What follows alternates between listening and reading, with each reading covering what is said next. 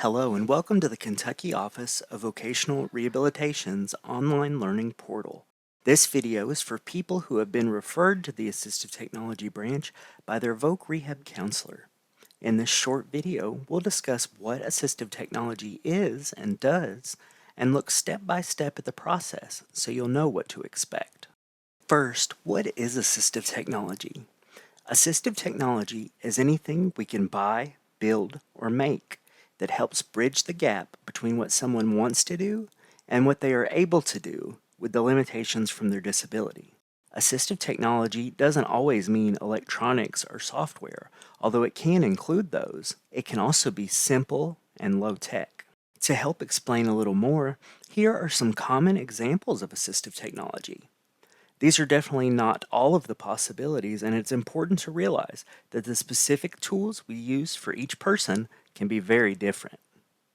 The items in the list on the left, like wheelchairs, modified hand tools, and screen readers, were created specifically for people with disabilities, while the items on the right are general technologies that can be helpful for a person with a disability. This might include using a pair of earbuds to block out noisy distractions, dictation, which is typing using your voice, and even online shopping for someone who has problems getting around or navigating in a busy store.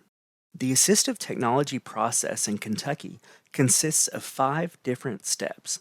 We'll talk more in depth about each one in a moment. The steps are the referral, the assessment, the report, equipment ordering, and delivery. In many cases, this progresses in a fairly quick manner. Sometimes it may go more slowly or even out of order, especially when the case is complicated or when expensive changes are proposed. Unlike some of the other services provided by vocational rehabilitation, assistive technology services are not based on income and are available at no cost to all consumers.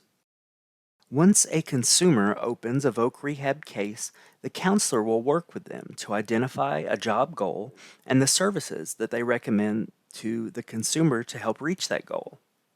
If the counselor thinks assistive technology could be helpful, they will send an assistive technology referral form to their local assistive technology specialist. Once the technologist receives the referral, they will review the information in the consumer's case file. In some cases, they may contact the consumer for some extra information or send them a pre-assessment survey. The technologist uses this information to think about what types of help might be needed. The assessment interview is a meeting between the technology specialist and the consumer. Assessments can be done at a Voc Rehab office, the consumer's school or workplace, or remotely by video chat or phone. The location and type of appointment depends on the type of services being provided. The goal of the assessment interview is for the technologist to collect more information about the specific job or training tasks that the student or consumer needs help with. In many cases, the technologist will brainstorm and recommend a few possible solutions during the assessment interview. The consumer's input is very important at this stage because we don't want to provide equipment or solutions that a consumer won't use. If the consumer has ideas that they have seen or heard about that they think might be helpful, the technologist will consider those and help decide if they are appropriate. Once the assessment interview is finished, the technologist will begin to write a report. Technologists don't make purchases for consumers or decisions about things to be purchased. That is the job of the Voc Rehab counselor. The technologist's report includes details about the consumer's limitations and suggestions for products or services that could be used to help overcome them. Depending on the circumstances, the technologist may need to research equipment, request quotes, or set up additional assessments before the report is completed. The report may include several options for items along with the technologist's preference and the input from the consumer. The Assistive Technology branch tries to complete most reports within 2 weeks of the assessment. Some can take longer, especially for more complex cases. As a consumer, be sure to respond to questions from your technologist to help them get the report completed as quickly as possible. Once the report is completed and submitted to the counselor will review the information.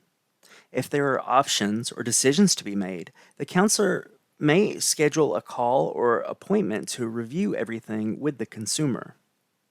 In many cases, the counselor will send out an amendment to the consumer's employment plan that includes the assistive technology services. Once the paperwork is in order, the counselor will create purchase authorizations. An authorization is a lot like a check. It's a promise that the state will pay money for the services or products once we receive them. The purchase orders are sent to the vendors. Depending on the type of items purchased, equipment may be sent to the technology specialist, to the counselor's office, or directly to the consumer at work or home. Once all of the equipment is received, the technologist will schedule an appointment to set up equipment and provide training. Training may occur in person or remotely.